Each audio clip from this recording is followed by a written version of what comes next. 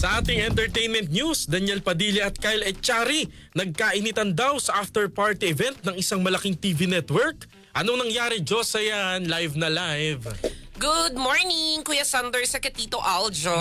Eto morning. nga, Ano? agad na umani ng iba't ibang reaksyon mula sa mga netizen ang nag-viral na video online na umano'y kaguluhan sa after party ng isang event ng isang TV network nitong Biyernes. Sa mga nagsisilabasang video at chika, sangkot daw sa kaguluhan ng mga aktor na sina Daniel Padilla at Kyle Echari. Nag-ugat daw ang kaguluhan nang mapansin umano ni Daniel na hindi komportable ang kanyang ex-girlfriend na si Catherine Bernardo sa pagiging touchy ni Kyle. May video na kumalat na magkasama talaga sina Kat at Kyle sa after party kung saan makikita ang na magka-holding hands na naglalakad ang dalawa. May iba pang mga artista daw na nadamay sa kaguluhan. Sa ngayon ay nananatiling tahimik ang mga personalidad na inuugnay sa nasabing kaguluhan.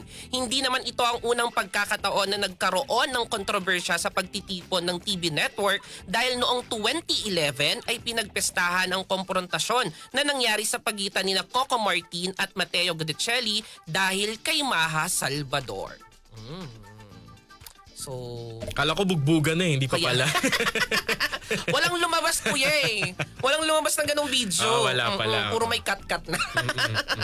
Antayin na lang natin yung statement nung TV network na to. Saka yung mga artista na involved doon sa sabing kaguluhan.